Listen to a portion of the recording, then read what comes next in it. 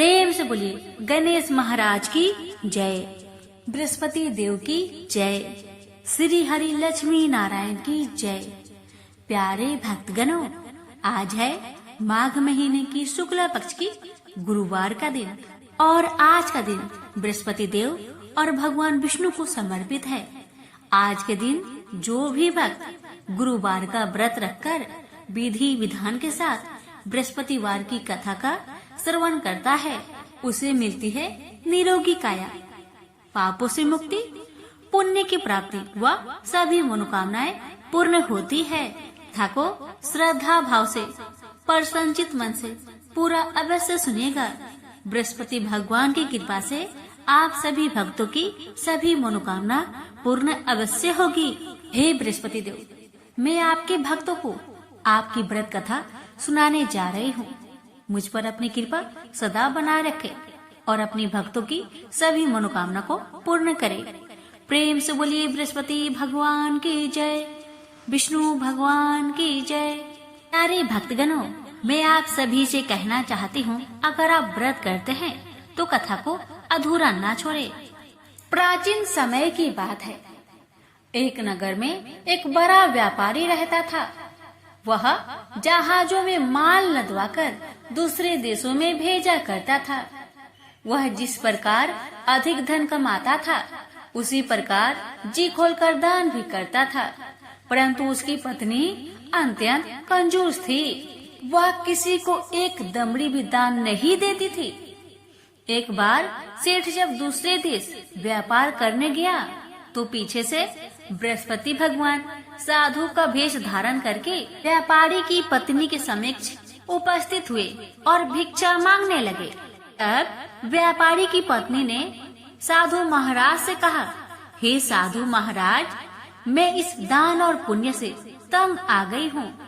आप कोई ऐसा उपाय बताए जिससे मेरा सारा धन नष्ट हो जाए और मैं आराम से रह सकूं।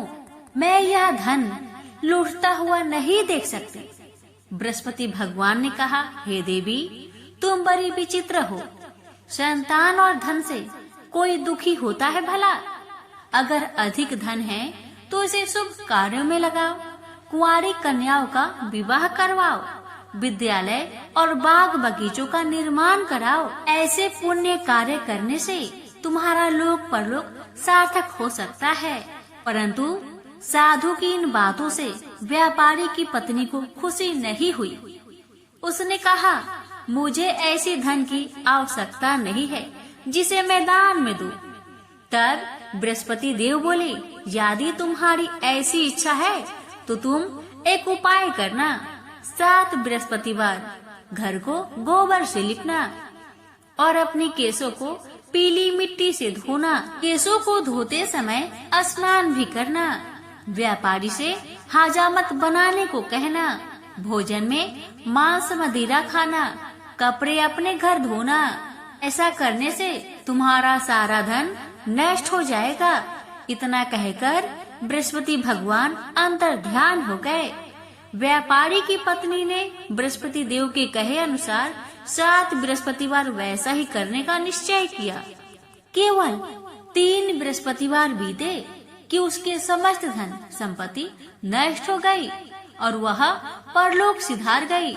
जब व्यापारी वापस आया तो उसने देखा कि उसका सब कुछ नष्ट हो चुका है। यह देखकर व्यापारी ने अपनी पुत्री को सत्वाना दी और दूसरे नगर में जाकर बस गया। वहाँ वह जंगल से लकड़ी काटकर लाता और शहर में बेचता था। इस तरह वह अपना जीवन व्यतीत करने लगा। एक दिन उसकी पुत्री ने दही खाने की इच्छा प्रकट की, लेकिन व्यापारी के पास दही खरीदने के पैसे नहीं थे। वह अपनी पुत्री को अवशासन देकर जंगल में लकड़ी काटने चला गया। वह एक वृक्ष के नीचे बैठकर अपनी पूर्व दशा पर विचार करके रोने लगा। उस दिन बृहस्पतिवार का दिन था। तभी वह बृहस्पति देव साधु के रूप में सेठ के पास आए और बोले, हे मनुष्य, तू इस जंगल में किस चिंता में बैठा है? तब व्यापारी बोला, हे महाराज, आप सब कुछ जानते हैं। इतना कहकर व्यापारी अपनी कहानी सुनाकर रो पड़ा। बृहस्पति भगवान बोले, देखो बेटा, तुम्हारी पत्नी ने बृहस्पति देव का अपमान किया था, इसी कारण तुम्हारा यह हाल हुआ है। लेकिन अब तुम किसी प्रकार की चिंता मत करो। तुम गुरुवार के दिन बृहस्पति देव का पाठ करो। 2 पैसे के चने और गुड़ को लेकर जल के लोटे में शक्कर डालकर वह अमृत और प्रसाद अपने परिवार के सदस्यों और कथा सुनने वालों को बांट दो। स्वयं भी प्रसाद और चरणामृत लो।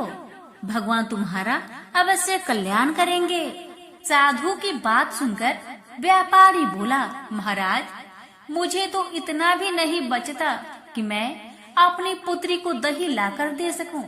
इस पर साधु महाराज जी बोले, तुम लकड़ियां शहर में बेचने जाना, तुम्हें लकड़ियों के दाम पहले से चौगुने मिलेंगे, जिससे तुम्हारे सारे कार्य सिद्ध हो जाएंगे। उसने लकड़ियां काटी और शहर में लकड़ियां बेचने चल पड़ा। उसकी लकड़ियां अच्छे दाम में बिक गई, जिससे उसने अपनी पुत्री के लिए दही लिया और साथ ही साथ गुरुवार की कथा है तो चना गुड़ लेकर कथा की और प्रसाद बांटकर स्वयं भी खाया। उसी दिन से उसकी सभी कठिनाइयां दूर होने लगी, परंतु अगले बृहस्पतिवार को वह कथा करना भूल गया। अगले दिन वहाँ के राजा ने एक बड़े यज्ञ का आयोजन कर पूरे नगर के लोगों के लिए भोजन का आयोजन किया। राजा की आज्ञा अनुसार पूरा नगर राजा के महल में भोज करने गया, लेकिन व्यापारी व उसकी पुत्री तनिक विलंब से पहुँचे। अतः उन दोनों को राजा ने महल में ले जाकर भोजन कराया। जब वे दोनों लौटकर आए, तब रानी ने देखा कि उनका खूंटी पर टंगा हार गायब है। रानी को व्यापारी और उसकी पुत्री पर संदेह हुआ कि उसका हार उन दोनों ने ही चुराया है। रानी ने सारा कहानी राजा को सुनाया। फिर राजा की आज्ञा से उन दोनों को कारावास की कोठरी में कैद कर दिया गया। कैद में पड़कर दोनों अत्यंत दुखी हुए। वहाँ उन्होंने बृहस्पति देवता को याद किया। बृहस्पति देव ने प्रकट होकर व्यापारी को उसकी भूल का आभास कराया और उन्हें सलाह दी कि गुरुवार के दिन कैद खाने के दरवाजे पर तुम्हें 2 पैसे मिलेंगे। उनसे तुम चने और मुनक्का मंगवाकर विधि पूर्वक बृहस्पति देवता का पूजन करो, तुम्हारे सब दुख दूर हो जाएंगे। बृहस्पतिवार को कैद खाने के द्वार पर उन्हें 2 पैसे मिले। बाहर सड़क पर एक स्त्री जा रही थी। व्यापारी ने उसे बुलाकर गुड़ और चने लाने को कहा। इस पर वह स्त्री बोली, मैं अपनी बहू के लिए गहने ले जा रही हूँ, मेरे पास समय नहीं है। इतना कहकर वह आगे चली गई। थोड़ी देर बाद वहाँ से एक और स्त्री निकली। व्यापारी ने उसे बुलाकर कहा कि हे बहन, मुझे बृहस्पतिवार की कथा करनी है, तुम मुझे 2 पैसे का गुड़ और चना लाकर दो। बृहस्पति देव का नाम सुनकर वह स्त्री बोली, भाई, मैं तुम्हें अभी गुड़ और चना लाकर देती हूँ। मेरा इकलौता पुत्र मर गया है, मैं उसके लिए कफन लेने जा रही थी, लेकिन मैं पहले तुम्हारा काम करूँगी और उसके बाद मैं अपने पुत्र के लिए कफन लाऊंगी। वह स्त्री बाजार से व्यापारी के लिए गुड़ चना ले आई और स्वयं भी बृहस्पति देव की कथा सुनी। कथा समाप्त होने पर वह स्त्री कफन लेकर अपने घर गई। घर पर लोग उसके पुत्र की लाश को राम नाम सत्य है कहते हुए शमशान ले जाने की तैयारी कर रहे थे। स्त्री बोली, मुझे अपने लड़के का मुख देख लेने दो। अपने पुत्र का मुख देखकर उस स्त्री ने उसके मुंह में प्रसाद और चरणामृत डाला। प्रसाद और चरणामृत के प्रभाव से वह पुनः जीवित हो गया। पहली स्त्री जिसने बृहस्पति देव का निरादर किया था, वह जब अपने पुत्र की विवाह हेतु पुत्र वधू के लिए गहने लेकर लौटी और जैसे ही उसका पुत्र घोड़ी पर बैठकर निकला, वैसे ही घोड़ी ने ऐसी उछाल मारी कि वह घोड़ी से गिरकर मर गया। जहाँ देख स्त्री रो रो कर बृहस्पति देव से क्षमा याचना करने लगी। उस स्त्री की याचना से बृहस्पति देव साधु के वेश में वहाँ पहुंचकर कहने लगे, देवी, तुम्हें अधिक विलाप करने की आवश्यकता नहीं है। यह बृहस्पति देव का अनादर करने का कारण हुआ है।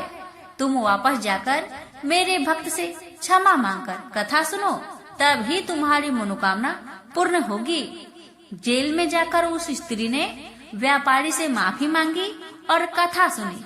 कथा के उपरांत वह प्रसाद और चंद्रामृत लेकर अपने घर वापस आई।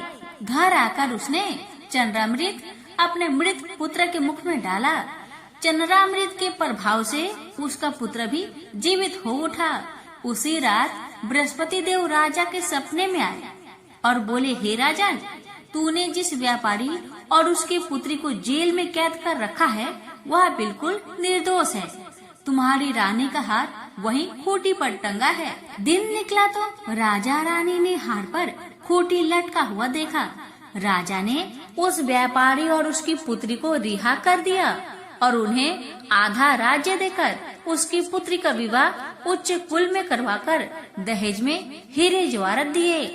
हे बृहस्पति भगवान, आपकी कथा कहने वाले, सुनने वाले, हुक्कार भरने वाले सभी भक्तों की अपनी सभी मनोकामना को पूर्ण करना। प्रेम से बोलिए बृहस्पति भगवान की जय। आप श्रवण करें बृहस्पतिवार व्रत की आरती। ओम जय बृहस्पति देवा, ओम जय बृहस्पति देवा, जय बृहस्पति देवा। छिन छिन भोग लगाऊं कदली फल मेवा।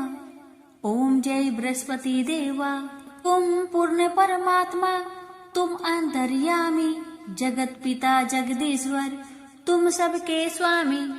ओम जय बृहस्पति देवा, चंद्रामृत निज निर्मल, सब पातके हरता, सकल मनोरथ दायक, कृपा करो भरता।